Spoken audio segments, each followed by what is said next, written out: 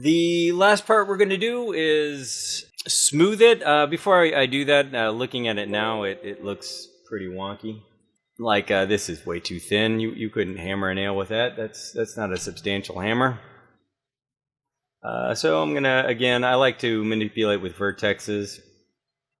Select the ones that I want to change and hit the R button to resize it. I think they need to be thicker. I'm going to decide where it needs to be thicker. Let's make them all thicker and then thin them out when I got let's see, I think it needs to be thicker on that axis. Again, a lot of that's just sort of the type of hammer you want. If it's a cartoon hammer, I suppose that's absolutely fine. But for what I'm doing, also like to select in the orthographic views. Orthographic views are great because no matter how far away something is, it stays the same size. So if this hammer, if I duplicated this hammer, if I go into object mode, hit Control D, which is the hotkey for duplicate, and I move this hammer over on this axis, I've still got two hammers. But on this axis, you only see one because they're exactly the same size and occupying the same space. If I move this one over just a little bit and move it back and forth, it still looks exactly the same size, which is, you know, one of the reasons why I like to work in the orthographic modes for precise stuff. All right, so the next, now that we've got a general hammer shape, we're going to smooth it. I've mentioned smoothing before, and now we're going to do it under Mesh. There's a smooth button. Make sure you have the object selected. You can smooth individual faces, but for now we're going to smooth the entire object, okay? So select the entire object and Mesh, hit smooth, and oh, hey, it's a lot of that worked out really great. A lot of it didn't, and I knew that was going to happen. The parts that didn't, like up here along the top, that ridge is not sharp enough to pull out a nail, and along the front, it's all rounded. So let's fix that. Hit Control Z to undo.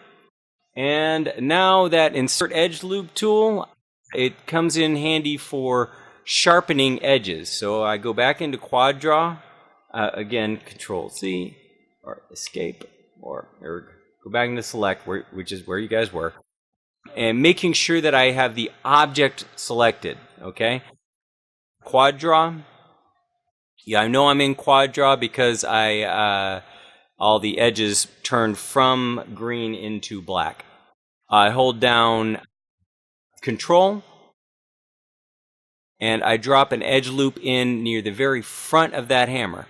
Now, you would think I could drop in an edge loop around the top, and I could, because the problem we are having around here, I'm going to go ahead and do it and then undo it. The problem we're having around here is you can't take a nail out with that. And it does fix that problem, but it gives us another one. So let's go ahead and Mesh, Smooth. Whoops. Go back into the object mode. Yikes. Object mode. Mesh. Smooth. And, you know, it did sharpen that top up, but you'll notice what it did to the front of the hammer. It's boxy on the top, and I didn't want that. So I hit Control Z. And Control Z again to undo, and Control Z again. All right, now I've undone. I still have that ring around the front, which I want. So if I hit Mesh and Smooth, I'll go back in the object mode, Mesh and Smooth.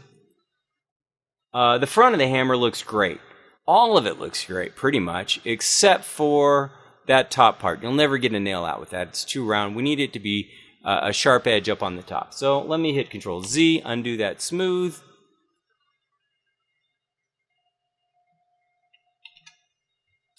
And I'm going to just add one edge around that top part that I want to sharpen with the multi-cut tool. Multi-cut tool is good for cutting multiple things. One of the things that sucks about it is, well, I'm going to have to do it to both sides, and if one side's a little off, I mean, there are ways to get around it. I could mirror the object, which we'll get into next, but I'm not going to do that for this. But hello. I can mirror the object, but one of the things that sucks about it is I'm going to have to do it to one side, and then I'm going to have to do it to the other. And if it's not perfectly... Oh, hold on, I don't like that last one.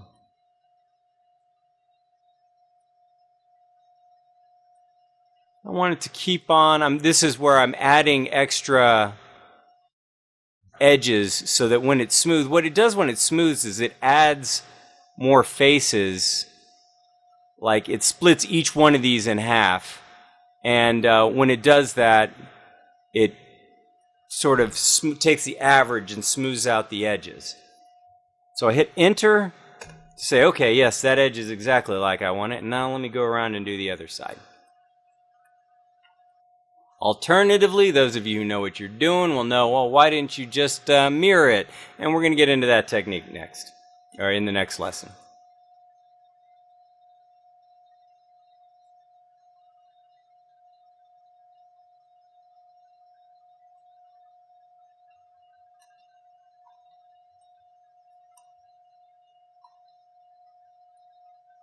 Had some people talk about how people who didn't do any modeling talk about how this makes them nauseous. I honestly find modeling in Maya sort of relaxing. All right, so that's what I want based on my experience. I know this is going to give me a hard edge around the top and around the front, but everything else is going to be round. So I go over here and I select the object. What this did is it killed some of my quads. So if I try and drop an edge loop in here, oh look, it's stopped. It's not going around the whole object anymore. That's because this now is a pentagon, even though it's not, doesn't have all equal sides. This shape has 5 sides, so it doesn't know how to continue that edge loop. So back into object mode, but that's okay because I'm done smoothing, I'm done dropping edge loop. This is about to be a hammer as soon as I hit mesh, smooth, bang. That's my hammer. That's what I wanted, that's what I got. You can take a nail out with that head because it's nice and smooth around the top, and that front is nice and flat to hit the nail head on. Okay? And everything else is, as smooth as I want it. I could drop more edge loops in and add more edges with the multi-cut tool if I wanted to sharpen anything, but that's just about how I like it. So I'm going to File, Save Scene, and in the next lesson, well, actually, you know what? I'm going to do one more thing. Under Attribute Editor, select my object. You guys notice how I have all this garbage out here for all of the poly extrudes. I'm going to fix that. I'm going to fix that in the next lesson when I go into, it's actually the last thing you want to do is to delete the history before you animate it. Yeah, so I'm going to do that next. But for now, this is my hammer. It's got a shape. We're going to get into texturing the hammer to have a wood grain handle and a rusted metal head and, I don't know, blood on the head. I don't know. Whatever you want to do. We'll get into that next.